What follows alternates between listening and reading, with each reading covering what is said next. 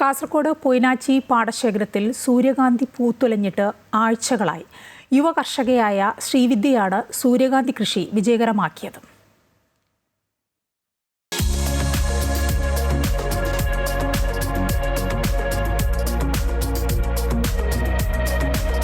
പൊയ്നാച്ചി ദേശീയപാതയിൽ കമ്മട്ടത്തറവാടിന് മുൻവശത്താണ് സൂര്യകാന്തി പൂക്കൾ വിരിഞ്ഞ ഈ മനോഹര കാഴ്ച. കടുത്ത ചൂടിലും സൂര്യകാന്തിക്ക് വാട്ടമില്ല.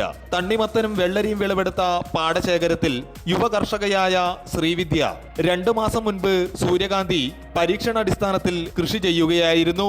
5000-ഓളം ചെടികൾ നിറയെ പൂക്കളുമായി വർണ്ണഭംഗി വിടർത്തിയതോടെ പാടം കാണുവാനും ഫോട്ടോ എടുക്കുവാനുമായി നിരവധി പേർ ഇവിടെ എത്തുന്നുണ്ട്. അഗ്രി ടൂറിസം അടിസ്ഥാനമാക്കി സൂര്യകാന്തി കൃഷി വ്യാപിപ്പിക്കാനുള്ള ഒരുക്കത്തിലാണ് സംസ്ഥാന സർക്കാരിന്റെ യുവകർഷക അവാർഡ് ജേതാവ് കൂടിയായ ശ്രീവിദ്യ. പൂങ്കാവനം അഗ്രി ഫാമിലൂടെയാണ് സൂര്യകാന്തി ഉൾപ്പെടെയുള്ള കൃഷികളിൽ ഇവർ വിജയം കൊയ്യുന്നത്. ഈ സൂര്യകാന്തി കൃഷി ഞാനിപ്പോൾ ഇവിടെ കൂടുതലായിട്ട് തണ്ണിമത്തനും പിന്നെ വെള്ളരി കക്കരിയൊക്കെ ചെയ്തത്. അപ്പം അതിൻ്റെ കൂടെയാണ് സൂര്യകാന്തി ഞാൻ ചെയ്തിട്ടുള്ളത്. 2 വർഷം മുന്നേ ഞാൻ സൂര്യകാന്തി ചെയ്തിട്ടുണ്ടായിരുന്നു.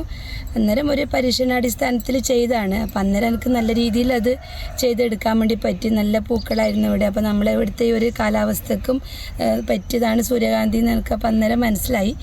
അങ്ങനെയാണ് ഇപ്രാവശ്യം ഒന്നുകൂടി അത് വിപുലീകരിച്ച് വലിയ രീതിയിൽ നമുക്ക് ടൂറിസം അഗ്രി ടൂറിസം പോലെ ആയി ചെയ്യാമെന്നുള്ള പ്ലാൻ വന്ന് ആ രീതിയിൽ ഇപ്പോൾ ചെയ്തിട്ടുള്ളത്. സൂര്യകാന്തി വിരിഞ്ഞ പാടത്തേക്ക് തേനീച്ചകൾ കൂട്ടമായി വരാൻ തുടങ്ങിയതോടെ തേനീച്ച പെട്ടികളും സ്ഥാപിച്ചിട്ടുണ്ട്.